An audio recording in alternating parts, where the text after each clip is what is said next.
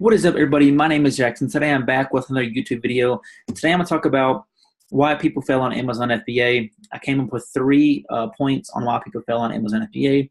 Of course, there's several, probably hundreds of reasons why people fail in any online business type of model. But today I'm talking about three reasons why people fail on Amazon FBA. But before we get in today's video, if you don't mind, please like the video and please subscribe to the channel real quick if you don't mind. It helps me out and also keeps you all up to date with the channel with all these Amazon FBA videos that I'm pumping out. So I wrote down three reasons. I have them on my phone over here. And without further ado, let's get into the first one. So the first one is, I'm going to write them down right here. It is a bad product, then you give up, okay? So I've seen this happen. I'm sure you all have heard it happen or seen it happen, or maybe know somebody. So they hear about this great business model with Amazon where you can sell something and private label it.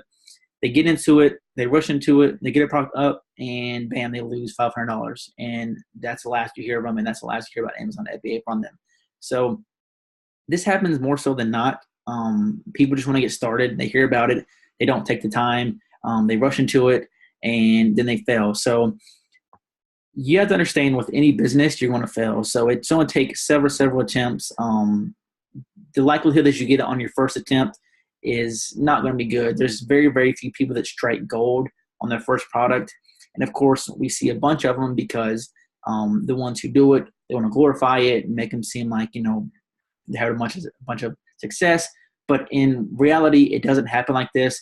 A lot of people fail, or a lot of people have just average products for the first product. So the first reason why people fail on Amazon FBA is they have a bad product and then they give up. The second reason is people are impatient. And I kind of talked about this in my first point, but you're impatient. So you just want to start and you just want to get into it and get your feet wet and learn. Well, let me tell you something real quick that somebody told me a while back. If you want to start something just so you can learn from it, well, you're going to learn whether your product is good or whether your product is bad. So why not take a product that's good, okay? Don't settle for a product that is not good or just because you want to start, because you're going to lose money, okay? It's going to happen. I've seen it happen. I've lost some money. So don't rush into it. I wasn't necessarily impatient on that product.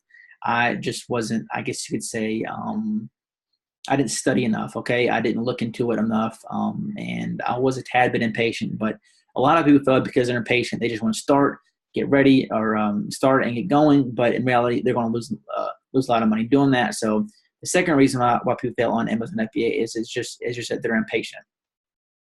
And the third reason that I have written down is basically, and I kind of talked about this too, you just don't do enough research and studying.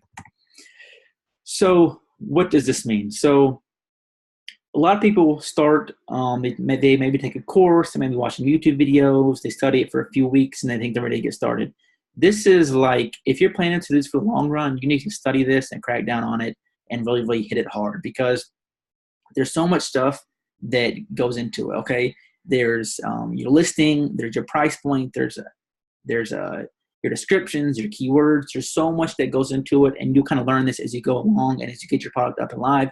But there's so much that goes into this whole business model of Amazon FBA that you really need to crack down on all of it. So kind of hit every key point. Like I said, keyword, descriptions, listing, product research, how to talk to suppliers, how to get a good price, shipping, quotes for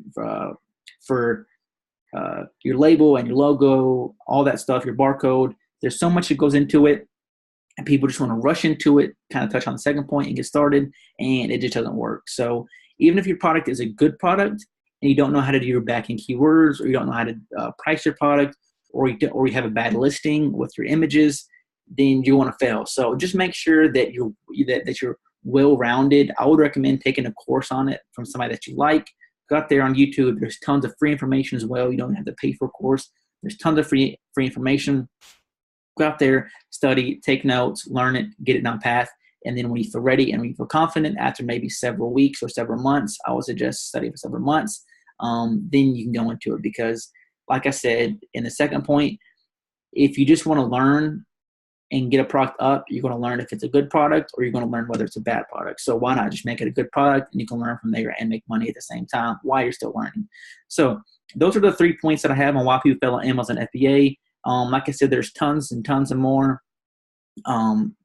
I want to kind of add in here as well on why people fail.